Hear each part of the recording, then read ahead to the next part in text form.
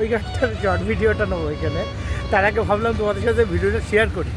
So বন্ধুরা দেখতে পাচ্ছ, হ্যালো বন্ধুরা সবাই কেমন আছো? আর সঞ্জয় লেখা আছে জন্য অসংখ্য ধন্যবাদ। সো আমি আজকে ছোটো একটা পার্কে এসেছি, আর থাকলো মেন টপিক আছে আমি বন্ধুদের সাথে নিয়ে কথা বলতে চাচ্ছিলাম। বন্ধুদের সাথে পুরনো স্মৃতিগুলো, ঠিক আছে? যেমন গিয়ে বলো, দেখো আমার কপালে ভালো একটা বন্ধু কোনোদিন জোটেনি, ঠিক আছে? তো চলো আমি এই বিষয় নিয়ে বলবো ঠিকই।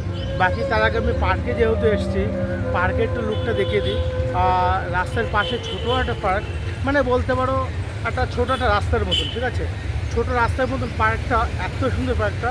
আর হচ্ছে চারি সাইডে ফুল গাছ, আর অসাধারণ। বিকেলবেলায় এই সাইডটা আমি একা এসে বসে থাকি, কারণ আমার এই জায়গাটা খুব ভালো লাগে, ঠিক আছে বন্ধুরা? সো ফাইনালি আমার যেহেতু ভালো লাগছে, আর আমি ভাবলাম তোমাদের সাথে শেয়ার করে ভিডিওটা। কারণ হচ্ছে আমি অনেক দিন ধরে ভাবছিলাম আমি শেয়ার করব, আর করে উঠে পারছিলাম না। আমি যেহেতু একটু ব্যস্ত আছি গাড়ির লাইনে কাজে যাওয়ার জন্য।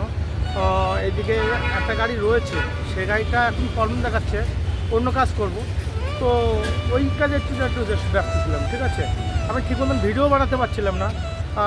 একটু আর সত্য কথা, যেহেতু আমি আজকে টাইম পেয়েছি, তো সেই হিসেবে ভিডিওটা বানিয়ে নিই। আর পার্কটার সাইডে একটা ফুল গাছ আছে, দেখলে অবাক হয়ে যায়। সত্যি এত সুন্দর লাগছে, মানে সানাম তেরি কাসম, অনেকটা ওইরকম লাগছে এই জায়গাটা।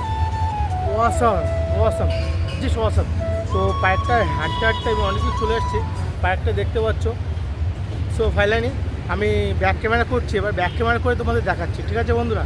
আর দেখতে দেখো পার্কটা, দেখো অসাম লাগছে না? বিকেলবেলার টাইমে পাশে রোড, হাই রোড, তারপরে হচ্ছে আবার এখানে আছে তোমার আছে বসার জায়গা।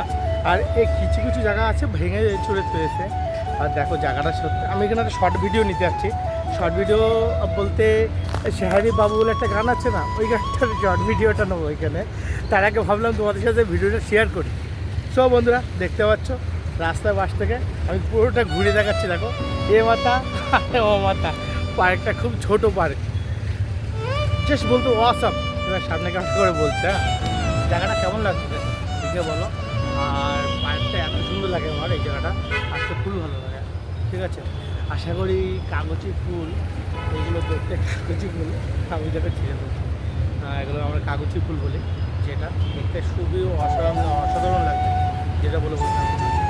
আর বন্ধুদের বিষয়ে একটা কথা বলতে চেয়েছিলাম, মনে মতন বন্ধু পেলে না, তার জন্য জীবনটা তার দিতে রাজি আছে।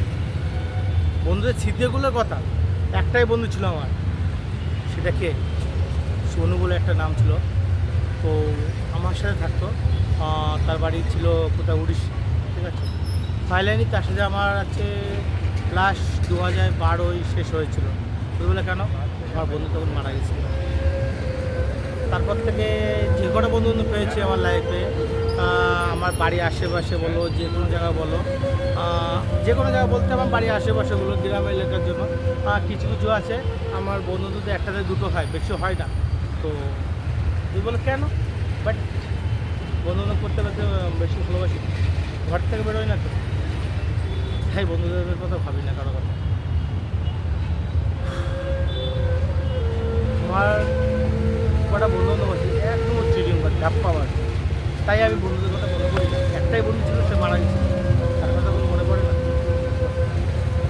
তো বন্ধুরা আমি বেশি কিছু বলবো না, আমরা আমি একটাই কথা বলবো, তোমরা আমার ফ্যামিলি, তোমরাই আমার বন্ধুবান্ধব, তোমরাই আমার সব কিছু, ঠিক আছে? তো বন্ধুরা ভালো লাগলে লাইক কমেন্ট করতে শেয়ার করতে ভুলবে না বন্ধুরা। আশা করি সেই ভিডিওতে দেখা হবে, যদি বেঁচে থাকে তাহলে দেখা হবে, যদি মরে